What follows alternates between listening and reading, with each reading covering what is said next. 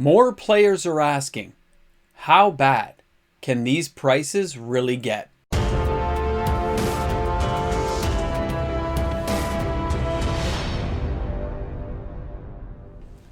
When you fail, try again. Welcome back everyone, MTG Moxman here, and thanks again for hanging out with me on the channel today. Just because Wizards of the Coast failed with the 30th anniversary booster packs, those collector packs for the price sensitive consumers that didn't want them, doesn't mean they're not going to try again. They tried to test the upper limit of pricing and they met a wall of resistance. So now they will start again and they will look for cracks in the armor of players. They will do targeted products for their audience. Things geared just for Commander. Smaller pack retinues, little small collections, more secret layers scaling down. We know that's what they're going to do with those products, but more of a concern for me is not those products. You as the player can decide if you like something they do and you can say, hey, it's great. For a lot of players, it's the secondary market that is the real concern. Because players can avoid a new product, but when you've already invested money into the secondary market, either getting lucky and getting an amazing pack that had high value cards inside, or you went out and bought cards on the secondary market and you were either threatened with a reprint that comes far too quickly, or you have reserve list cards that have collapsed in value and you can't figure out why. Now, I had a whole bunch of charts and sheets I was going to show you guys. I was going to pull up Copy Artifact and show you the different price points in the different areas. But let's face it. The card went 8 years from 2013 to 2019. All the way into early 2020 with no real product change in price. When people had extra liquidity from COVID spending and all the stuff the governments were doing, they spent a lot of money on Magic. When crypto was doing well, more people looked for tangible assets. They went into collectibles, they bought a lot more Magic. And that meant the reserve list had a new spike. So for anyone collecting reserve list cards, I'll keep this conversation simple. What you're going through is a correction on the market. The people who bought 20 copies of stuff are trying to sell them back in. It's like a restocking of the ocean of reserve list cards. That's what's happening. It's the simplest terms I can factor in what I've seen. But things like dual lands or high-end cards, the reason they're not going down is they weren't the ones that were really bought up that much in the first place. And dual lands trend sideways mostly with a small decline because they're too sought after. When they go too cheap, they get snapped up, even a heavily played copy. So that's the simplest way for reserve list. If you hold on long enough, things will kind of correct out. You won't lose your whole value, but you'll lose a lot. And it'll take a very long time for that kind of stuff to really kind of trend upward again. But it will not reach zero. That's the good news. There is value in a lot of the cards you guys have purchased, and they are all still reserve list. So unless the Wizards of the Coast decides to abolish the reserve list, it's the safest bet. It's still the blue chip stock, and there's still a lot of cards with high playability, and those are the versatile cards that will go up quicker than low-end reserve list cards. Now let's get to that second part. Modern staples, Commander cards. Modern, EDH, Pauper, I don't care what you're into. Any cards of value from those are reprint targets. So how bad can the pricing get? Just take a look at cards that have been reprinted over and over. When you look at Force of Will, an original OG Force of Will seems to hold up in value.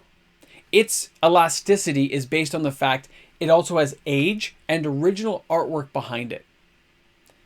Any newer versions initially seem to hold up well, and then they trend down. And when another reprint of a card like Force of Will is announced again, older versions go down, not the OG, but the other versions go down. And the new version, especially with new artwork like we're seeing in Remastered, they tend to get a little bit of a spike, a bump. And then they slowly trend down again. They don't hold up as well.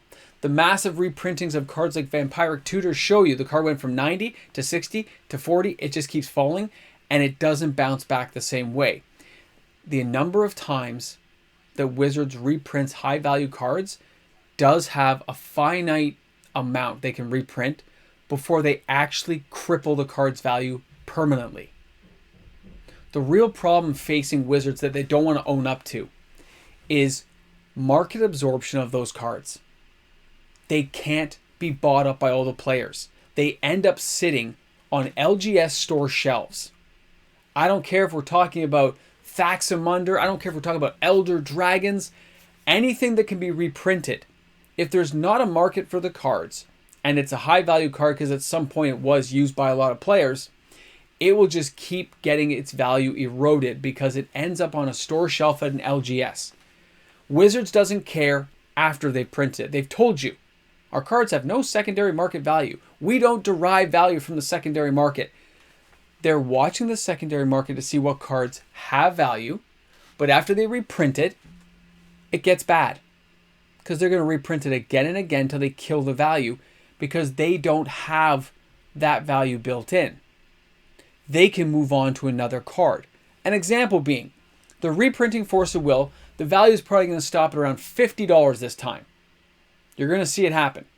Mark my $50 to $60 tops. It's going to see some permanent damage. But don't worry, because they haven't printed cards like Ragavan yet. Wizards can invent cards of value. They can know because they're creating it. And when they create a card of value, they can draw us in to say, that's a card of value. Look at it. It's amazing. Look, you got lucky. You opened that pack. The LGS sees value. You see value. And then what do they do again? They'll wait. The value goes up a little bit. They reprint it. It goes down a little bit in value. Recovers a little bit. Elasticity. Remember, it's only the first time it's being reprinted. They usually can do several reprints. Sometimes a good rare they didn't expect to be that great becomes so good they upshift it to mythic later on so they can drive more value out of it. And that will overall drive prices down. And that's the problem facing LGSs, players on the secondary market. The actual ecosystem of Magic can't survive that way.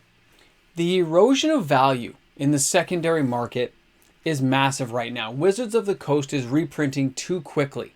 This drives prices down, but they're charging higher prices for their boxes. And when no value can be found because of overprinting, it drives players away. It makes LGSs leery in buying cards on the secondary market for fear of a faster reprint. This is not a good business model for the consumer base of Magic the Gathering, whether it's a distributor, the LGS, or the player. And Wizards of the Coast has yet to address this. We know they follow that secondary market to see what cards of value they should put in a set.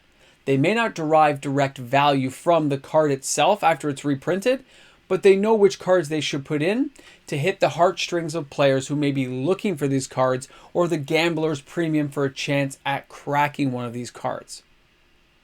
But without proper controls set in place to how often they reprint the cards, the damage done is permanent in some cases to so many cards because market absorption of those cards cannot happen due to the stagnation of the player base of Magic the Gathering. It needs to continually grow to keep feeding the card game, to feeding the secondary market, to having players buy the product off the store shelves.